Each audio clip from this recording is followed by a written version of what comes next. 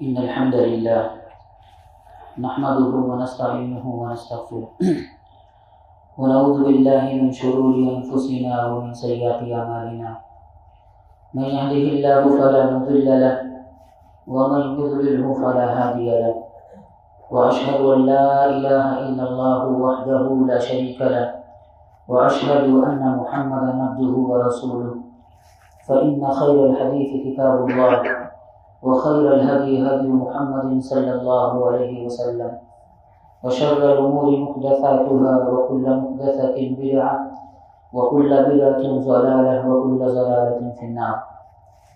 أعوذ بالله السميع العليم من الشيطان الرجيم. بسم الله الرحمن الرحيم.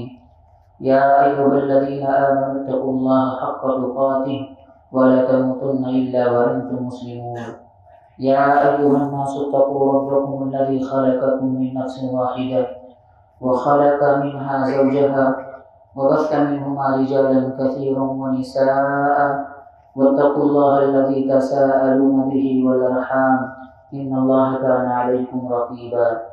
يا أيها الذين آمنوا اتقوا الله وقولوا قولا سديدا يصلح لكم أعمالكم ويغفر لكم ذنوبكم ومن يطع الله ورسوله فقد فاز فوزا عظيما.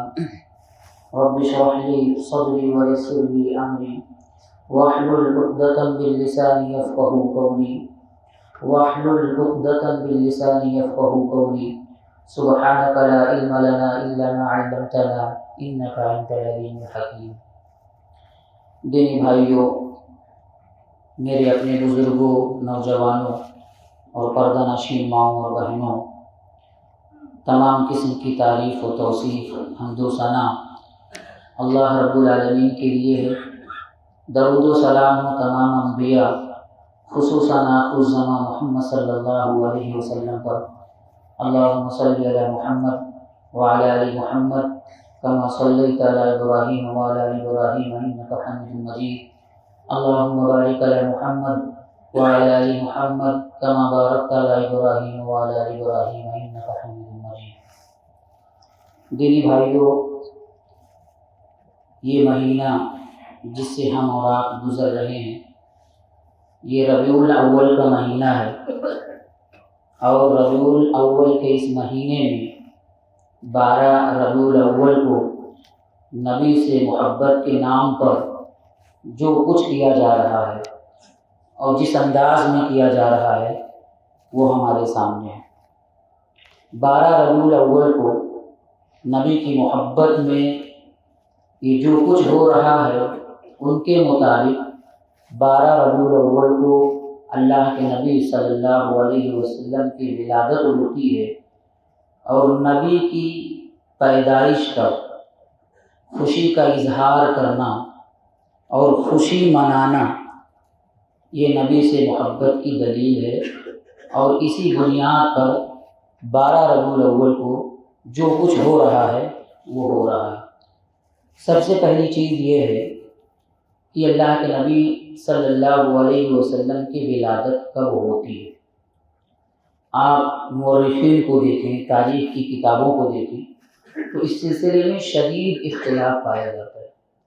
چنانچہ کسی نے لکھا کہ اللہ کے نبی صلی اللہ علیہ وسلم کی ولادت 2 ربیع الاول کو ہوئی، کسی نے لکھا 8 ربیع الاول کو ہوئی، کسی نے ذکر کیا کہ 9 ربیع الاول کو، کسی نے 10، کسی نے 12، کسی نے 18، کسی نے 20، کسی نے 21، یعنی اتنی تاریخیں ذکر کی جاتی ہیں.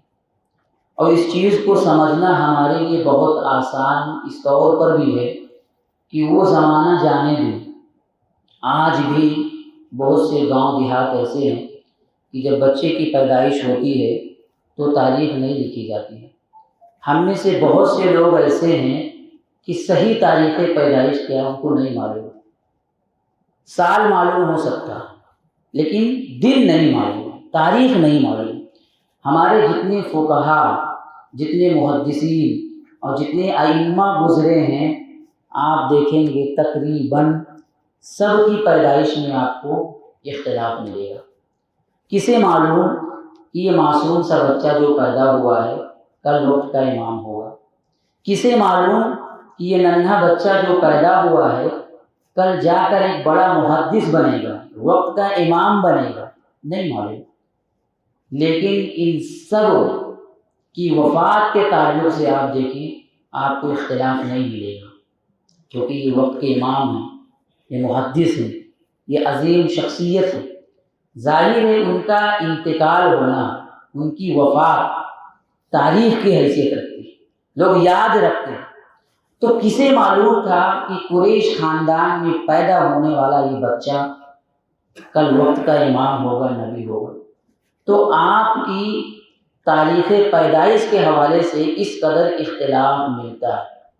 اور ایک نکتہ یہ ہے کہ آپ کی پیدائش کے حوالے سے جو یہ شدید اختلاف ہے، اتنی تاریخیں جو ذکر کی جاتی ہیں، یہ اس بات کی دلیل ہے کہ ہمارے اسلاف کے یہاں اس کا اہتمام نہیں ہوتا تھا، یعنی میلاد منانے کا تصور نہیں تھا۔ اگر میلاد منانے کا تصور ہوتا، آپ کی پیدائش پر خوشی کا اظہار کرنا اور اس طرح کا معاملہ ہوتا تو اس میں اختلاف نہیں ملتا، کیونکہ یہ تسلسل سے چلا تھا۔ یہ اختلاف بتا رہا ہے کہ یہ بات کی پیداوار۔ اس سلسلے میں اگر صحیح بات آپ دیکھیے مصر کے ایک مشہور مورخ محمود پاشا نے اپنی کتاب میں 9 ربیع الاول ذکر کیا۔ اسی طریقے سے قاضی سلیمان منصور پوری رحمۃ اللہ علیہ، علامہ سید سلیمان ندوی رحمۃ اللہ علیہ، علامہ شبلی نعمانی رحمۃ اللہ علیہ نے اپنی کتاب سیرت النبوی کے اندر، مولانا صفی الرحمن مبارک پوری رحمۃ اللہ علیہ نے اپنی کتاب کے اندر اگر آپ دیکھیں گے تو صحیح تاریخ جو لکھی ہے وہ 9 ربیع الاول۔ اور ایک بہت بڑے مورخ محمد طلحت عربی نے اپنی کتاب تاریخ دول العربی والاسلام میں، ان کی مشہور کتاب ہے، اس کے اندر انہوں نے چارٹ بنا کر اس کو سمجھانے کی کوشش کی احادیث کی روشنی میں۔ انہوں نے کہا کہ دیکھیے اللہ کے نبی صلی اللہ علیہ وسلم کی پیدائش یہ پیر کے دن ہوئی، اس میں کسی کا اختلاف نہیں، یعنی اللہ کے نبی صلی اللہ علیہ وسلم کی پیدائش یہ پیر کے دن ہوئی، اس بات پر سب کا اتفاق ہے۔ اور اس بات پر بھی سب کا اتفاق ہے کہ آپ کی پیدائش ربیع الاول کے مہینے میں ہوئی، اور اس بات پر بھی اتفاق ہے کہ آپ کی پیدائش 571 عیسوی میں ہوئی۔ انہوں نے ایک چارٹ بنایا اور کہا دیکھیے 571 عیسوی میں جب ہم جاتے ہیں، ربیع الاول کے مہینے میں جاتے ہیں، تو 12 تاریخ کو پیر کا دن پڑتا ہی نہیں۔ اور اگر ہم مان بھی لیں کہ آپ کی پیدائش 12 ربیع الاول کو ہوئی، تو کیا یہ دن صحابہ کو نہیں ملا، ہمارے اسلاف کو نہیں ملا؟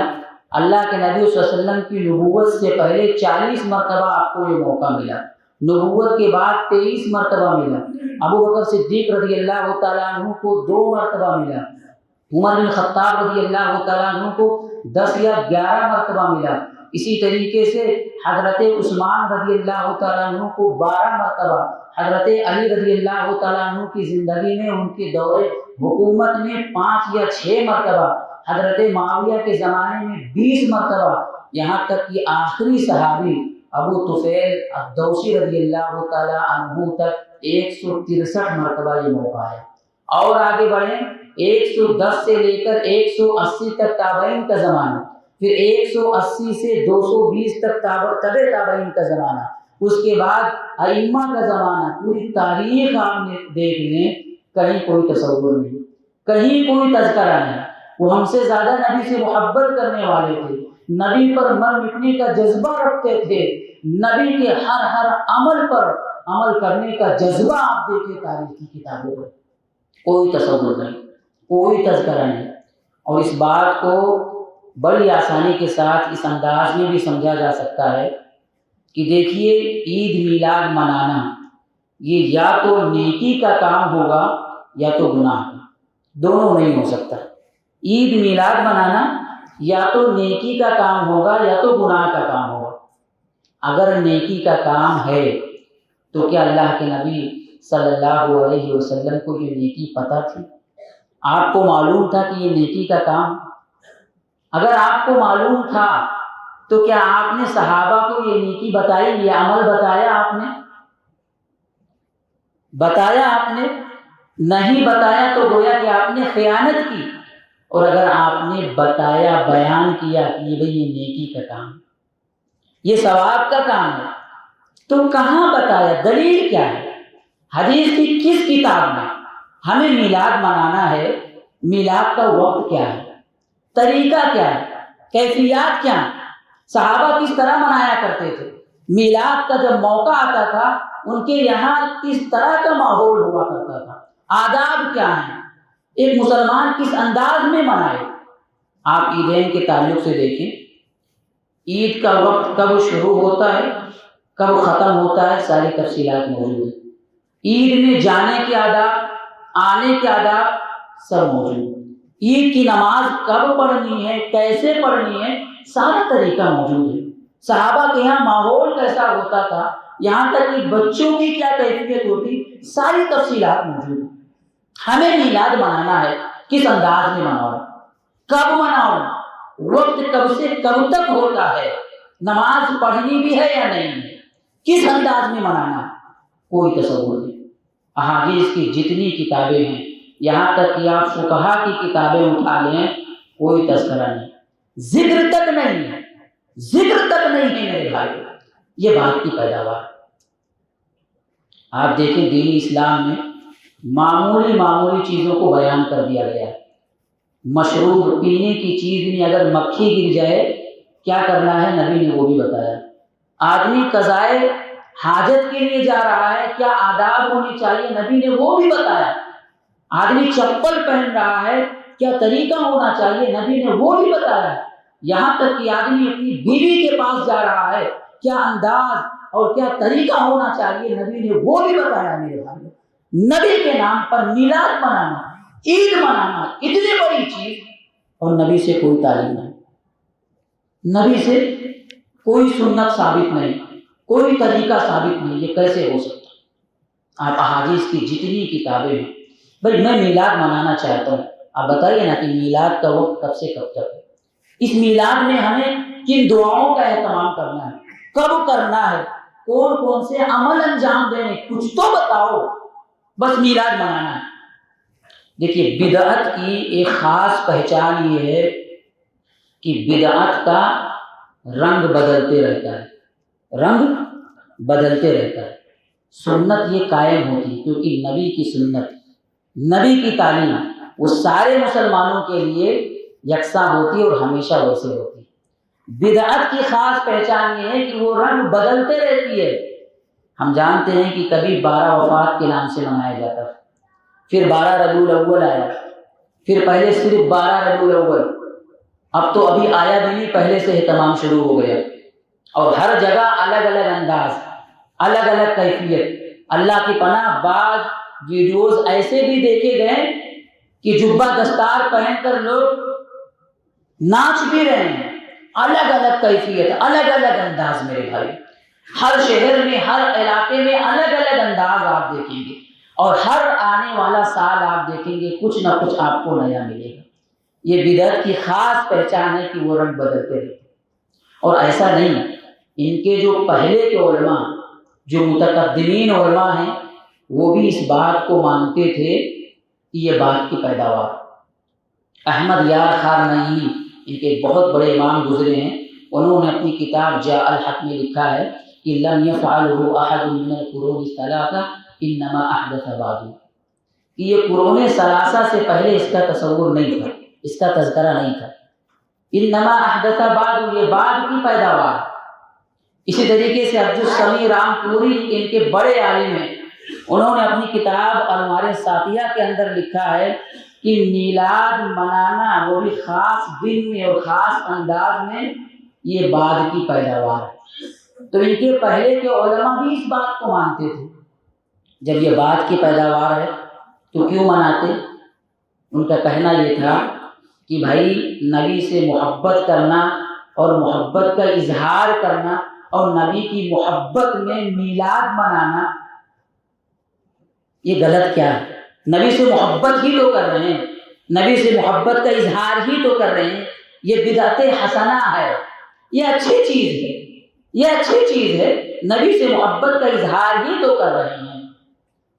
میرے بھائیوں دیکھیے، بدعت حسنہ کو سمجھنے کے لیے میں چند اصولی باتیں آپ کے سامنے رکھتا ہوں۔ سب سے پہلے دیکھیے، اللہ کے نبی صلی اللہ علیہ وسلم کی مشہور حدیث آپ نے بیان فرمایا کہ من احدث فی امرنا ھذا ما لیس منہ فہو رد۔ اس حدیث مبارکہ کے اندر دو باتیں سمجھنا ضروری ہے اور ہر مسلمان کو یہ بات معلوم ہونی چاہیے۔ اللہ کے نبی نے بیان فرمایا کہ من احدث، پہلی بات یہ ہے کہ بدعت ہونے کے لیے ضروری ہے کہ وہ چیز نئی ہو، اسلام میں اس کا وجود اور تصور نہ ہو۔ بہت سے لوگ یہ کہتے ہیں کہ بھئی تراویح کی نماز حضرت عمر نے ایجاد کی، یہ بھی بدعت ہے، انہوں نے بعد میں شروعات کی، یہ بھی بدعت ہے۔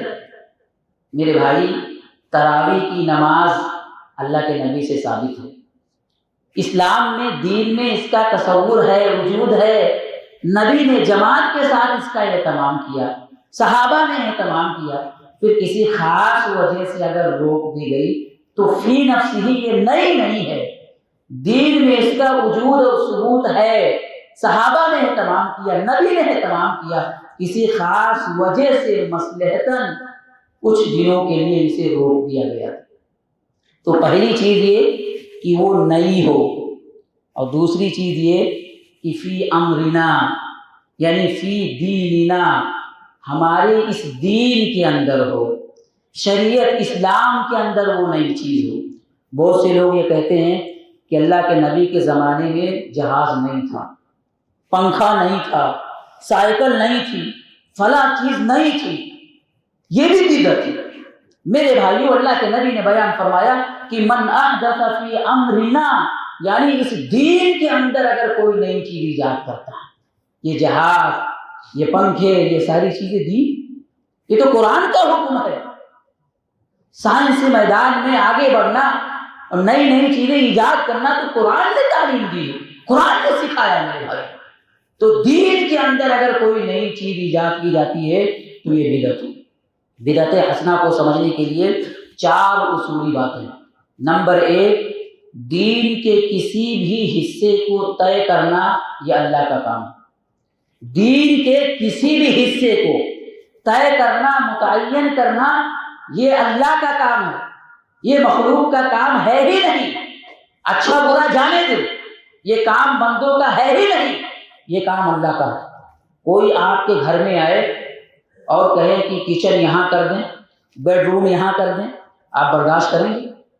کوئی کورٹ میں آئے اور کہے نہیں میں اچھا فیصلہ کرتا ہوں، مجھے جج بنایا جائے، مجھے موقع دیا جائے، موقع دیا جائے گا؟ مطلب ہم نے اللہ کے دین کو اتنا آسان سمجھ لیا، اتنا حقیر سمجھ لیا ہے کہ جو انسان اٹھ کر آئے، جہاں سے اٹھ کر آئے اور نئی چیز ایجاد کر دے اور اپنی فیکٹری سے باقاعدہ ثواب بھی متعین کر دے کہ اس انداز میں کرو اتنا ثواب ملے گا۔ تو پہلی اصولی بات یہ ہے کہ دین کے کسی بھی حصے کو طے کرنا یہ اللہ کا کام ہے، اور دوسری بات یہ کہ اللہ نے اپنا یہ کام مکمل کر دیا۔ دین کے کسی بھی حصے کو طے کرنا یہ اللہ نے کر دیا، ذرا بھی گنجائش نہیں ہے۔ اور قرآن میں یہ پیغام دیا گیا کہ الیوم اکملت لکم دینکم واتممت علیکم نعمتی ورضیت لکم الاسلام دینا۔ یہ دین کمپلیٹ ہو چکا، مکمل ہو چکا ہے، ذرا بھی گنجائش نہیں ہے۔ اگر کوئی مسلمان ایمان و عقیدہ رکھتا ہے کہ اگر ابھی گنجائش ہے، ضرورت ہے، تو اپنی ایمان کی خیر منائے۔ تیسری چیز یہ کہ اللہ اور اس کے رسول نے اس بات سے منع کیا ہے کہ کوئی اس کام کے لیے آگے آئے، یعنی دین میں دخل اندازی کرنا، دین کے کسی بھی چیز کو متعین کرنا، طے کرنا، اللہ اس کے رسول نے اس بات سے منع کیا۔ ایاکم ومحدثات الامور، اللہ اس کے رسول نے اس بات سے منع کیا۔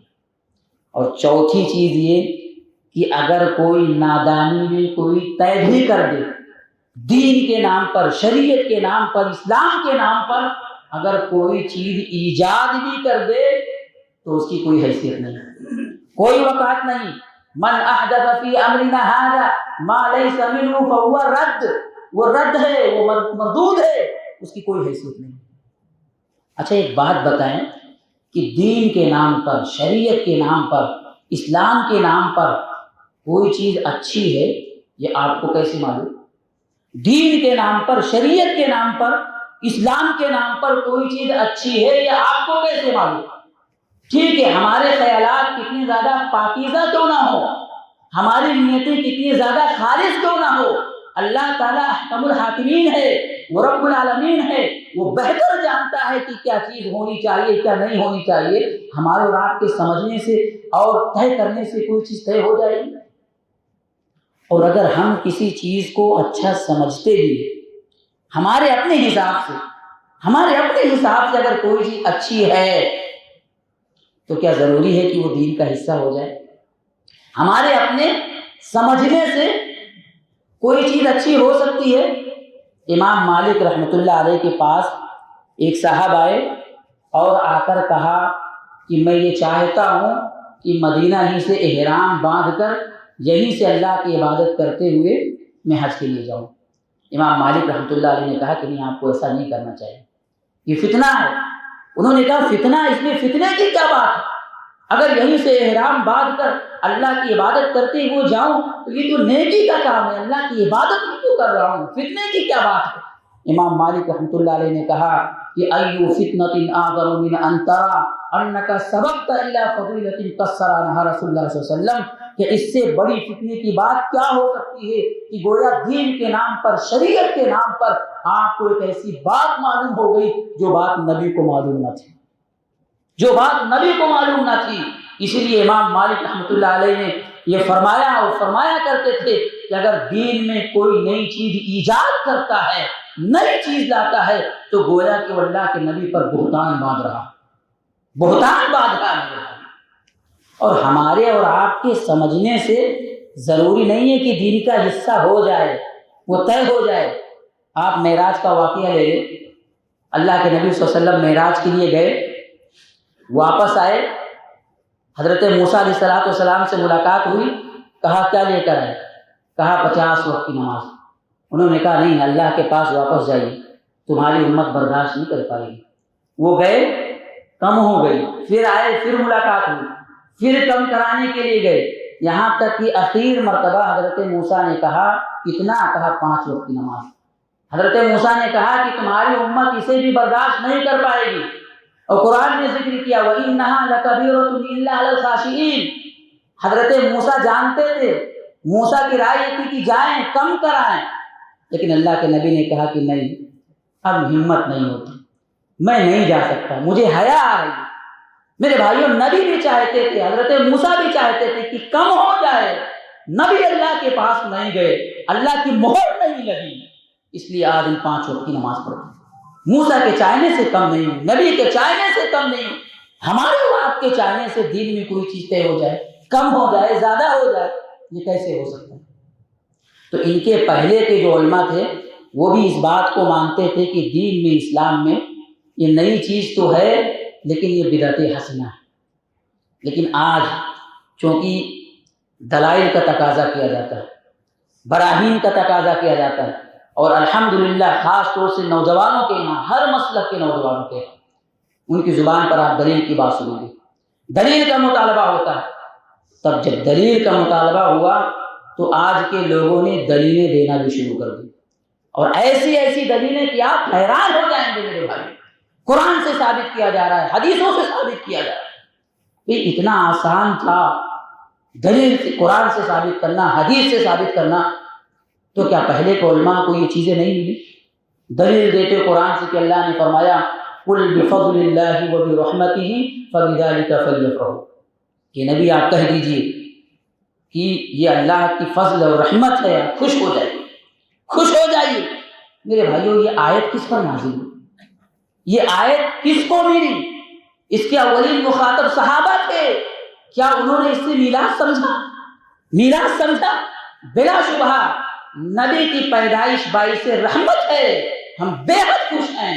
نبی سے محبت یہ ایمان کا جز ہے، بغیر نبی سے محبت کے ایمان مکمل نہیں میرے بھائیوں۔ لیکن کیا اس سے میراث ثابت ہوتا؟ بھائی نبی کی پیدائش ٹھیک ہے، اچھی چیز ہے، رحمت ہے، کوئی شک نہیں، لیکن کیا صرف نبی کی پیدائش رحمت ہے؟ نبی کی پوری زندگی رحمت ہے؟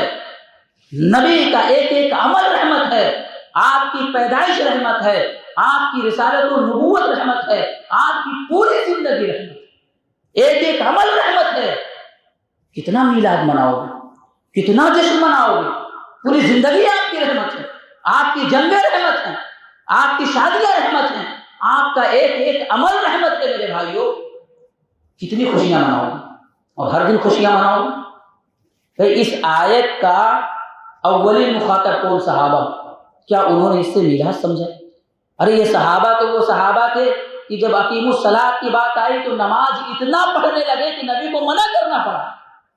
صدقات و خیرات کی بات آئی، ابو بکر صدیق رضی اللہ تعالیٰ عنہ گھر کا پورا حصہ لا کر نبی کے سامنے پیش کر دیے۔ نبی کے ایک ایک عمل پر مر مٹنے کا جذبہ ہوتا کہ اللہ کے نبی اگر وضو کرتے تو صحابہ پانی گرنے نہیں دیتے تھے۔ نبی سے ایسی محبت تھی، اور میلاد بنانا تھا وہ بھی سال میں ایک مرتبہ، اور صحابہ نے نہیں منایا، صحابہ نے نہیں منایا، سال میں ایک مرتبہ میرے بھائی، اور صحابہ نے نہیں منایا۔ ٹھیک ہے، نبی سے محبت ہے، کیا صحابہ سے محبت نہیں ہے؟ نبی سے محبت میں نبی کی پیدائش پر خوشی کا اظہار کرنا ٹھیک ہے، نبی سے محبت، کیا صحابہ سے محبت نہیں؟ ابو بکر عمر سے محبت نہیں؟ عثمان و علی سے محبت نہیں ہے؟ ان سے بھی محبت ہے۔ کتنی میلادیں مناؤ گے، کتنی میلادیں مناؤ گے؟ کیا ابو بکر سے محبت نہیں؟ ابو بکر کی بھی میلاد منائیے، عمر و عثمان کی منائیے، کس کی منائیے؟ ڈیلی میلاد منانا پڑے گا آپ کو۔ بھائی اگر نبی سے محبت ہے ٹھیک ہے، نبی کی پیدائش پر خوشی کا اظہار جائز ہے، تو صحابہ سے بھی محبت ہے، ہمارا ایمان و عقیدہ ہے، تو صحابہ کا بھی میلاد ہونا چاہیے۔ ایسی دلیلیں میرے بھائیوں، کہا کہ دیکھیے اللہ کے نبی صلی اللہ علیہ وسلم نے اپنا عقیقہ بعد میں کیا، اپنا عقیقہ نبی نے بعد میں کیا، خوشی کا اظہار ہے، ہم بھی خوشی منائیں گے۔ میرے بھائیوں اگر اللہ کے نبی نے عقیقہ کیا تو کیا ہر سال عقیقہ کرتے تھے آپ؟ اور عقیقہ تو 7ویں دن ہوتا، 7ویں دن ہوتا میرے بھائی۔ کہا کہ وہ دیکھیے ابو لہب جو آپ کے چچا تھے، انہوں نے جب نبی کی پیدائش کی خوشی خبر جب سنی تو خوشی میں لونڈی کو آزاد کر دیا، لونڈی کو آزاد کر دیا۔ ان کو خوشی تو ہمیں کیوں خوشی؟ ارے بھائی خوشی ہونا الگ چیز ہے، بھائی کسی کی پیدائش پر خوش ہونا الگ چیز، لیکن خوشی منانا یہ الگ چیز ہے، یہ الگ چیز ہے۔ اور آپ اگر صحیح انداز میں اگر دیکھیں، تحقیق کریں، تو پہلی بات یہ واقعہ صحیح ہے ہی نہیں، کئی انداز میں یہ واقعہ ملتا ہے۔ اس کا خلاصہ یہ ہے کہ جب انہوں نے یہ خبر سنی تو ہاتھ کے اشارے سے انہوں نے کہا کہ لونڈی کو آزاد کر دیا جائے۔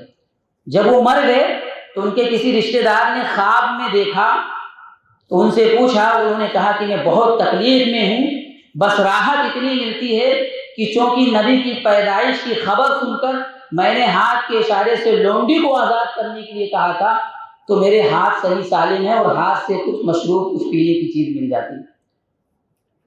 پہلی بات تو یہ کہ یہ واقعہ عروہ نے کس سے ذکر کیا، بیان ہی نہیں کیا، یہ واقعہ من گھڑت صحیح ہے بھی نہیں، اور اگر صحیح مان بھی لے تو یہ قرآنی احکام کے خلاف ہے۔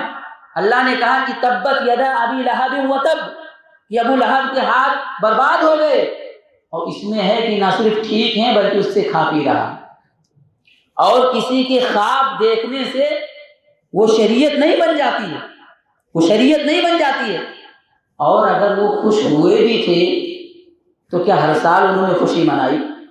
ٹھیک ہے بھائی بھتیجا تھا، خوشی ہوئی، تو پیدائش کے وقت اس وقت خوشی ہوئی، کیا وہ ہر سال آزاد کرتے تھے؟ تو اس انداز میں میرے بھائیوں یہ چیزیں پیش کی جاتی، یہاں تک کہ اللہ کی پناہ قرآنی آیات کو، احادیث کو توڑ مروڑ کر پیش کیا جاتا ہے، توڑ مروڑ کے پیش کیا جاتا ہے۔ میرے بھائیوں بلا شبہ ہم نبی سے محبت کرتے ہیں، اور ہمارا ایمان و عقیدہ ہے کہ نبی سے محبت ایمان کا جز ہے، حصہ ہے۔ جو شخص نبی سے محبت نہیں کرتا وہ اپنی اسلام کی خیر منائے، اور اسی محبت نہیں بلکہ قل ان کان آباؤکم وابناؤکم واخوانکم وازواجکم وعشیرتکم واموال اقترفتموها وتجارة تخشون کسادها لا یؤمن احدکم حتی اکون احب الیہ من والدہ وولدہ والناس اجمعین، سارے لوگوں سے زیادہ، ماں باپ سے زیادہ، آل و اولاد سے زیادہ، سب سے زیادہ نبی سے محبت ہونی چاہیے۔ یہ ہمارا ایمان و عقیدہ ہے، سارے لوگوں سے زیادہ اور ساری چیزوں سے زیادہ نبی سے محبت ہونی چاہیے۔ یہ ایمان و عقیدہ ہے، بغیر محبت کے وہ ایمان والا وہ مسلمان نہیں ہو سکتا۔ لیکن ہم نبی کی محبت کی آڑ میں کوئی ایسا عمل نہیں کرتے جو نبی کو رسوا کرنے والا، نبی کی محبت کے نام پر کوئی ایسا عمل نہیں کرتے جو نبی کے کیریکٹر کو خراب ثابت کرنے والا۔ یہ نبی کی محبت کے نام پر یہ سڑکیں جام کرنا، یہ ریلیاں نکالنا، یہ جھنڈیاں نکالنا، یہ نبی کو کس انداز میں پیش کرنا چاہتے ہیں؟ یہ نبی کی سیرت، یہ نبی کی تعلیم، یہ نبی کا اسوہ ہے۔ یہ سڑکیں جام کرنا، کتنے لوگ پریشان ہوتے ہیں، کتنے لوگ پریشان ہوتے ہیں۔ یہ ریلیاں نکالنا، یہ جھنڈیاں نکالنا، یہ کمکمیں، یہ لائٹنگ۔ اللہ کے نبی میرے بھائیوں سادہ انسان تھے، سادگی کو پسند کرتے تھے۔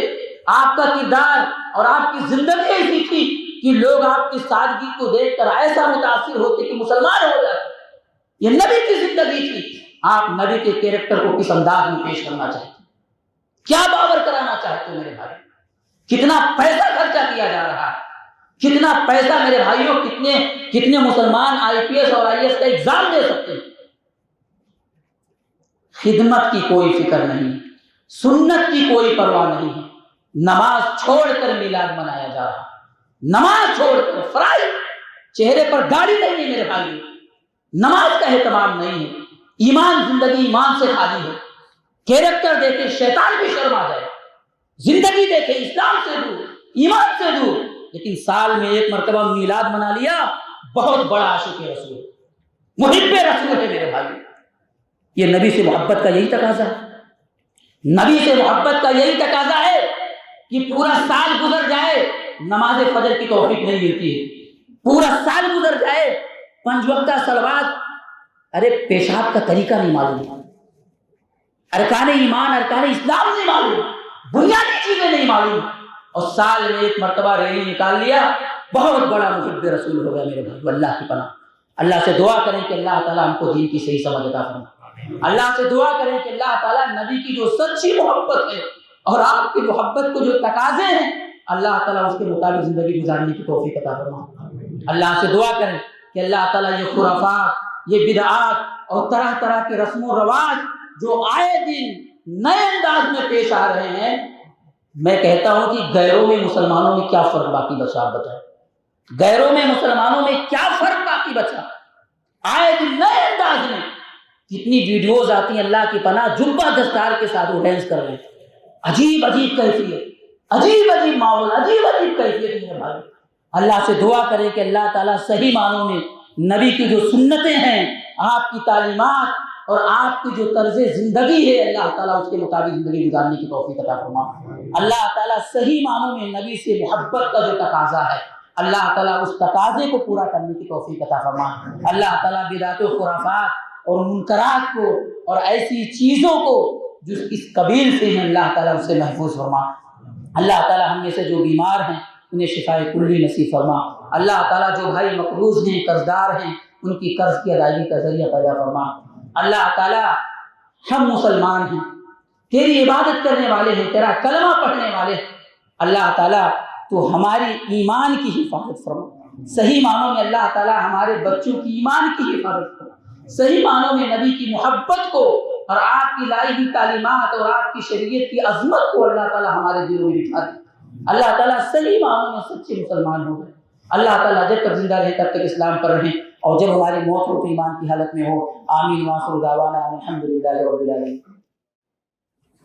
ان الحمد للہ نحمده ونستعینه ونستغفره ونعوذ باللہ من شرور انفسنا ومن سیئات اعمالنا، من يهده الله فلا مضل له ومن يضلل فلا هادي له، واشهد ان لا اله الا الله وحده لا شريك له، واشهد ان محمدا عبده ورسوله۔ فان خير الحديث كتاب الله، وخير الهدي هدي محمد صلى الله عليه وسلم، وشر الامور محدثاتها، وكل محدثة بدعة، وكل بدعة ضلالة، وكل ضلالة في النار۔ فأعوذ بالله السميع العليم من الشيطان الرجيم، بسم الله الرحمن الرحيم۔ إن الله وملائكته يصلون على النبي يا أيها الذين آمنوا صلوا عليه وسلموا تسليما اللهم صل على محمد وعلى آل محمد كما صليت على إبراهيم وعلى آل إبراهيم إنك حميد مجيد اللهم بارك على محمد وعلى آل محمد كما باركت على إبراهيم وعلى آل إبراهيم إنك حميد مجيد إن الله يأمر بالعدل والإحسان وإيتاء ذي القربى وينهى عن الفحشاء والمنكر والبغي يعظكم لعلكم تذكرون ولذكر الله أكبر والله يعلم ما تصنعون.